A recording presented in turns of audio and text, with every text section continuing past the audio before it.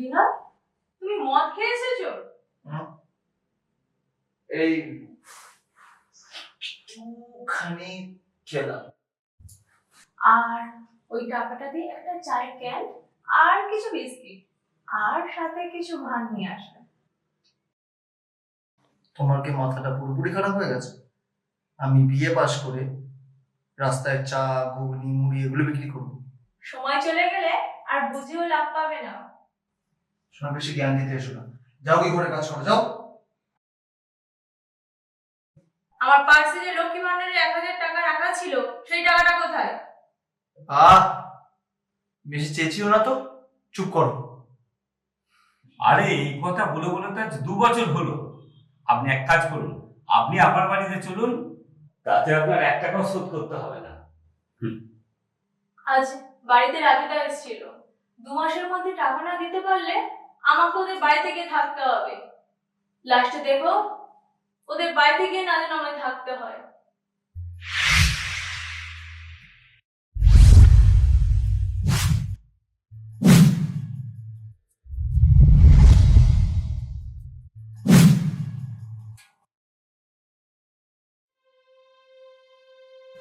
কি গো, তুমি কি সারাদিন এভাবে শুয়ে থাকবে?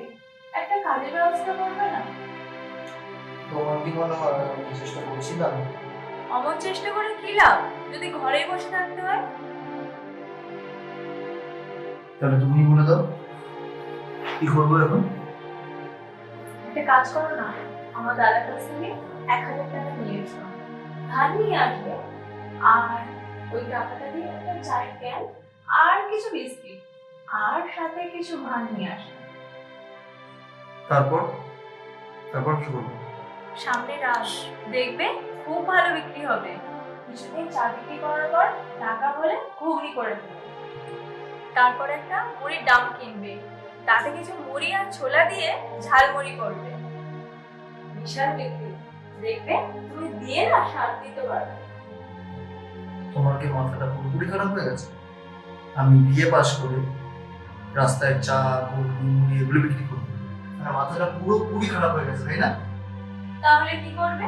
চাকরি? এতদিনে তো মনে ধরো। এখনো সময় আছে, আমার কথাটা একটু বোঝার চেষ্টা করো। সময় চলে গেলে আর বুঝেও লাভ পাবে না। শোনা, বেশি জ্ঞান দিতে এসো না। যাও, কি করে কাজ করো, যাও।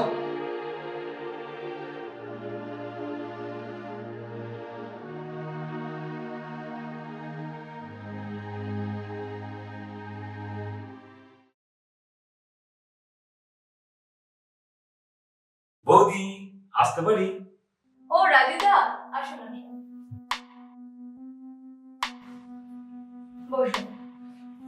তা বৌদি, দাদা বাড়িতে নেই? না, ও তো বাড়িতে নেই, ও একটু কাজের খোঁজে বেরিয়েছে। আপনি আমাকে বলুন না কি দরকার আছে। কি বলি বলুন তো।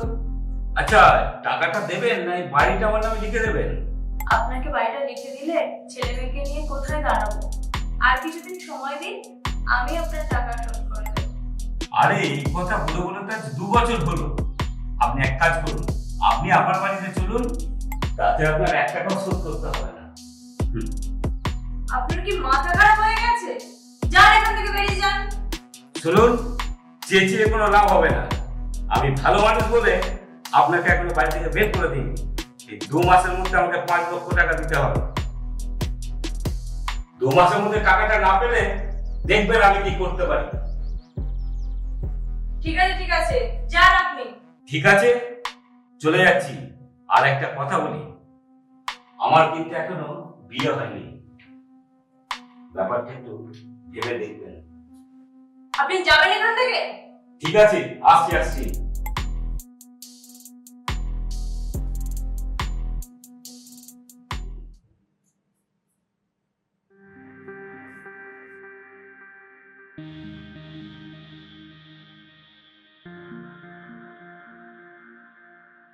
বিনয়, তুমি মদ খেয়ে এসেছো?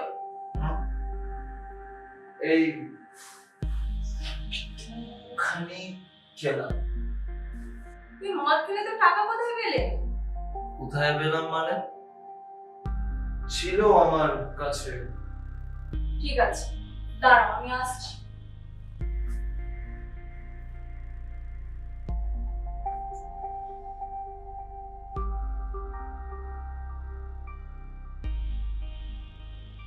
বিনয়, আমার পার্সে যে লক্ষ্মী ভান্ডারে 1,000 টাকা রাখা ছিল, সেই টাকাটা কোথায়? আমি কি করে জানবো? তুমি হয়তো কোথাও খরচা করেছো।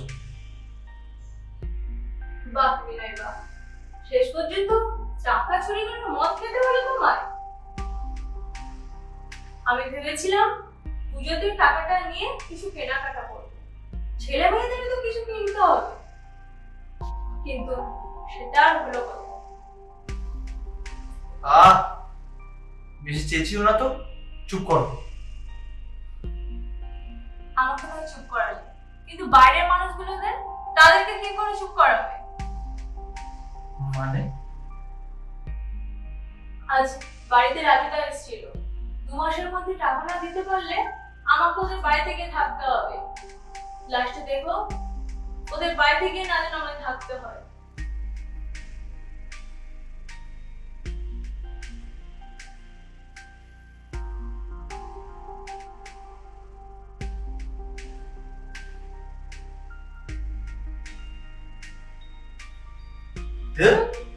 রাজুদা, রাজুদা এসে কিছু করতে পারবে না।